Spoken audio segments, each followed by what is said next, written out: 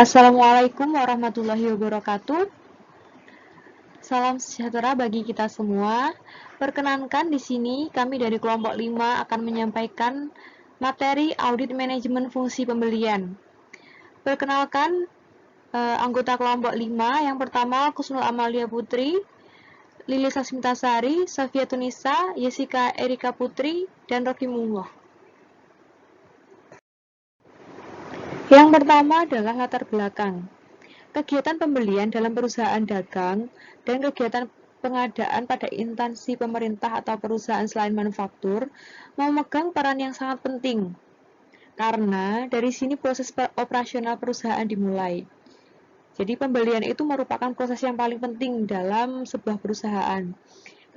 Kegiatan pembelian dapat terus berlangsung baik apabila prosedur pencatatan dan pembayaran hutang juga terselenggara dengan baik. Untuk itu, perlu adanya pemeriksaan terhadap kegiatan pembelian agar dapat meningkatkan efisiensi, efektivitas, dan keekonomisan perusahaan. Selanjutnya, pengertian audit manajemen fungsi pembelian. Nah, di sini fungsi pembelian memiliki nilai dan arti penting bagi perusahaan karena sangat menunjang operasional perusahaan. Audit manajemen fungsi pembelian harus dilakukan dengan optimal untuk memastikan agar kegiatan operasional perusahaan tidak sampai terhenti yang akan berakibat negatif bagi perusahaan secara keseluruhan. Sudah pasti ya, kalau pembelian itu bermasalah, pasti operasional juga bermasalah. Tujuan utama dalam audit manajemen fungsi pembelian yaitu untuk menentukan efisiensi efektivitas perusahaan dalam pembelanjaan sumber daya keuangan mereka. Sebuah audit manajemen dilakukan karena terdapat tanda-tanda bahaya yang ditemukan perusahaan. Yang selanjutnya adalah proses audit manajemen menggambarkan bahwa fungsi pembelian dapat dimanfaatkan oleh perusahaan yang benar-benar memiliki fungsi pembelian atau departemen pembelian. Jadi kalau selain yang perusahaan yang tidak memiliki departemen pembelian, mungkin tidak perlu ya adanya audit manajemen fungsi pembelian. Lanjut, manfaat audit fungsi manajemen. Fungsi pembelian sering dianggap fungsi yang paling penting dan berpengaruh pada unit-unit operasi yang ada di perusahaan. Pada banyak perusahaan, fungsi pembelian merupakan awal dari sebuah proses bisnis. Dengan tujuan memenuhi permintaan pelanggan, perusahaan harus membeli barang-barang kebutuhan dan bahan baku yang diminta untuk mengumpulkan atau memproduksi produk perusahaan. Dalam sebuah perusahaan, di mana terdapat sistem pembelian yang efektif, pembelian material dapat menghemat biaya bagi perusahaan. Jadi, manajemen atas pembelian itu diperlukan. Untuk apa? Jadi, kalau manajemen pembelian yang baik itu akan menghemat biaya bagi perusahaan. Tapi, harus diperhatikan juga, jangan terlalu hemat, jangan juga terlalu boros. Intinya harus sesuai dengan yang kita butuhkan. Ruang lingkup audit manajemen fungsi pembelian. Di sini ada 7 ruang lingkup. Yang pertama adalah terjaminnya kesinambungan pasokan bahan mentah, bahan baku, dan bahan penolong lainnya yang dibutuhkan dalam proses produksi. Yang kedua, mengupayakan terjaminnya persediaan bahan mentah suku cadang agar berada pada tingkat yang nyaman. Yang ketiga, tersedianya peralatan dan bahan pendukung produksi lainnya yang diperlukan agar standar mutu dan ketepatan penggunaan dapat tercapai. Pengadaan bahan mentah, bahan baku, suku cadang, dan bahan lainnya, dan aneka jasa yang diperlukan harus dilakukan dengan biaya yang serendah mungkin. Pelaksanaan sistem pengawasan yang digunakan untuk memastikan bahwa nilai dan biaya pengadaan sesuai dengan terus-menerus melakukan pengurangan biaya pembelian. Komunikasi yang baik dengan pihak manajemen puncak dalam bentuk informasi yang paling akurat mengenai bahan dan aneka jasa yang dibutuhkan perusahaan. Terwujudnya kerjasama dari unit kerja atau unit fungsional lain dalam perusahaan untuk menjalankan fungsi pembelian dengan baik. Intinya, ruang lingkup itu untuk membenahi fungsi manajemen pembelian. Yang selanjutnya adalah strategi pendekatan audit manajemen fungsi pembelian. Tahapan pembelian dan pengendaliannya. Langkah-langkah kegiatan pembelian meliputi yang pertama adalah menentukan kebutuhan. Aspek-aspek pengendalian ini pada dasarnya diperlukan untuk menjawab pertanyaan, apakah penentuan kebutuhan dibuat atas dasar yang layak dan dikomunikasikan secara tepat kepada bagian pembelian. Di antaranya, yang pertama adalah sistem just in time, proyek-proyek perusahaan, rencana kebutuhan operasional lainnya, tanggung jawab penentuan kebutuhan, dan yang terakhir adalah prosedur penentuan kebutuhan. Lanjut, strategi pendekatan audit manajemen fungsi pembelian. Yang pertama adalah otorisasi pembelian. Dalam otorisasi pembelian, terdapat sejumlah pertimbangan yang bukan menjadi tanggung jawab dari pihak yang menentukan kebutuhan, melainkan tanggung jawab dari bagian pembelian, yaitu apakah barang yang dibutuhkan tersebut tersedia di perusahaan. Kemudian, apakah barang-barang dimaksud lebih baik dibuat sendiri atau harus dibeli. Kemudian, apakah pembelian bisa dilakukan. Dan yang terakhir adalah apakah anggarannya mengizinkan. Jadi pendekatan audit itu ada otorisasinya terlebih dahulu. Dari pertanyaan-pertanyaan ini kalau bisa dijawab berarti oke. Kemudian yang kedua adalah pelaksanaan pembelian. Mendapatkan rekanan dan membuat persetujuan akhir untuk pembelian yang akan dilaksanakan merupakan inti dari aktivitas pembelian, yaitu meliputi luasnya usaha pencarian rekanan, kemudian luasnya kontak langganan dengan rekanan, kendala masing-masing rekanan, penawaran yang diajukan rekanan, dan juga kesesuaian dengan kebijaksanaan perusahaan dan pemerintah. Lanjut, strategi pendekatan audit manajemen fungsi pembelian. Strategi. Yang pertama adalah tahap pembelian dan pengendaliannya. Di sini lanjutan dari tadi adalah tindak lanjut.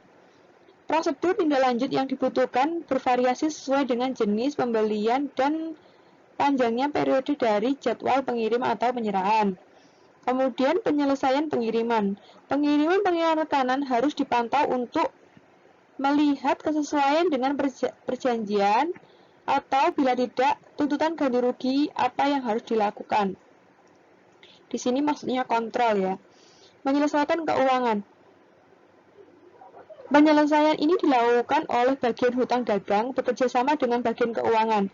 Yang perlu diperhatikan adalah kecepatan penyampaian dokumen-dokumen sehubungan dengan pembelian ini sehingga pembayaran kepada rekanan dapat dilakukan dengan pembelian.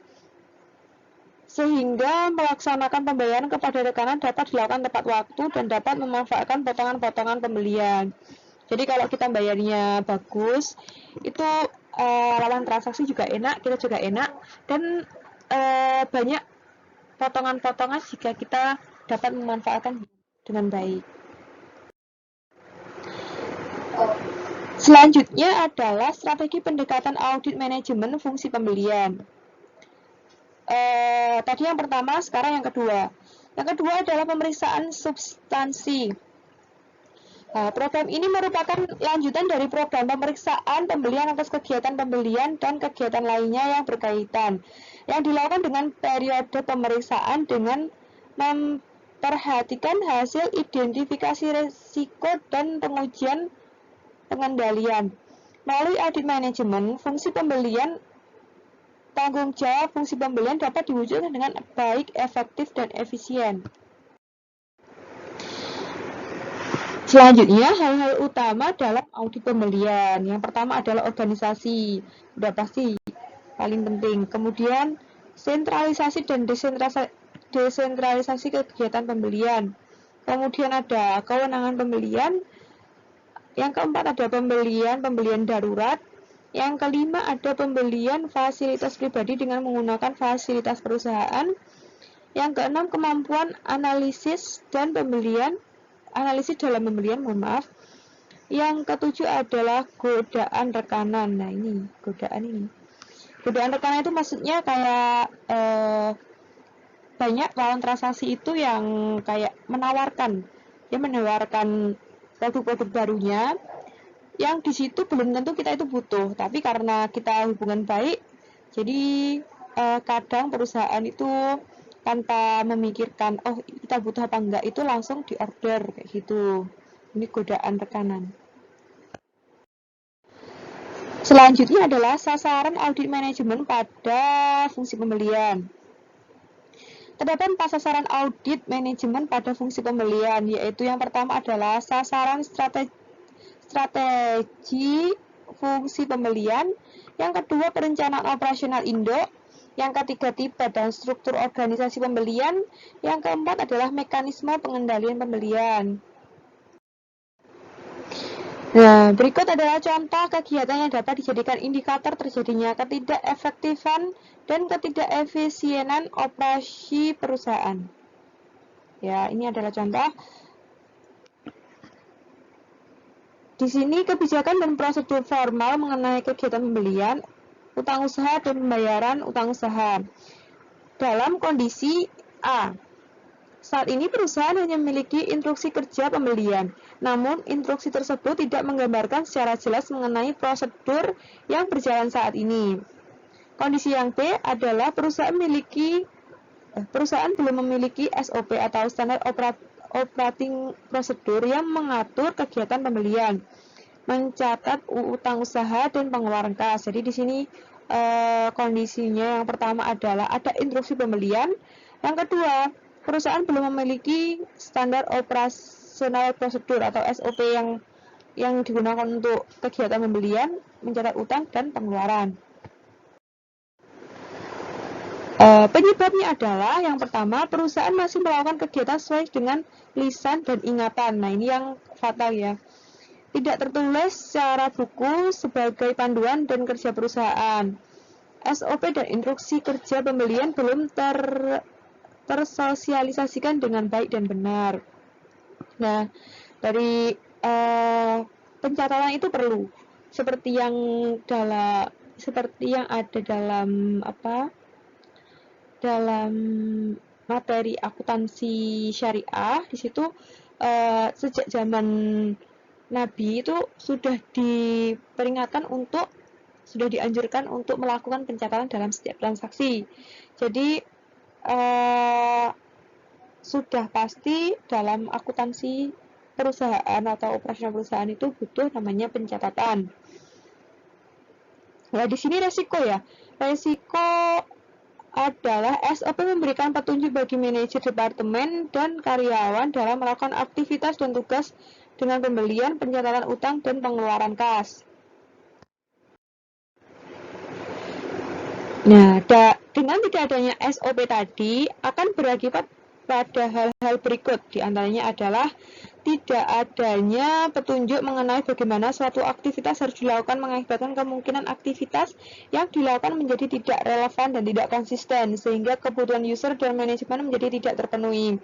Jadi kalau mengandalkan ingatan, itu 80% sering kelolosan, kayak gitu. Jadi ya memang kalau pintar mungkin ingatannya kuat, tapi namanya manusia, kita pasti ada kurang lebihnya ya.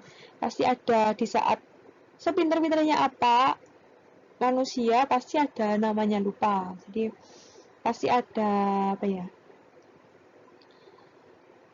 ada resiko lah di situ. Kalau kita tidak ada pencatatan yang baik dan tidak ada SOP yang dijadikan dasar sebagai operasional.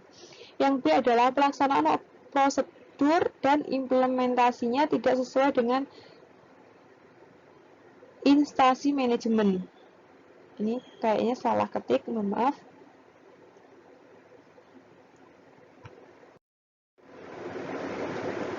Selanjutnya adalah kesimpulan. Jadi sudah jelas bahwa pelaksanaan audit secara benar akan sangat besar perannya dalam meningkatkan efisiensi dan efektivitas kerja satuan pembelian yang akan meningkatkan produktivitas kerja perusahaan sebagai keseluruhan. Jadi kalau audit dilakukan dengan benar, itu akan meningkatkan produktivitas. Itu sudah tentu ya. Kalau kita berjalan dengan jalan yang benar, pasti hasilnya juga akan beda kalau kita berjalan di jalan yang salah.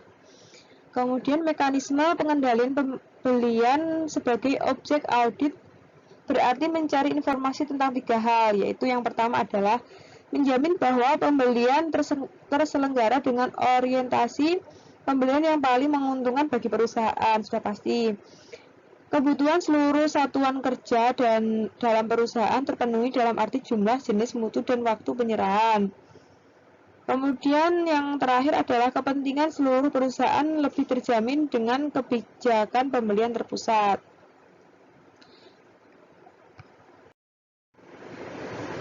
Yang terakhir kita sampaikan adalah audit yang baik adalah yang mampu mengenali semua jenis informasi sebagai bahan bagi manajemen puncak dalam rangka meningkatkan efisiensi, efektivitas, dan produktivitas kerja perusahaan di masa depan. Yang terakhir adalah terselenggara dengan tingkat efisiensi yang tinggi. Jadi audit yang baik itu mampu meningkatkan produktivitas perusahaan. Intinya di situ. Sekian presentasi dari kami. Apabila ada kesalahan, mohon maaf yang sebesar-besarnya. Terima kasih atas perhatiannya. Wassalamualaikum warahmatullahi wabarakatuh.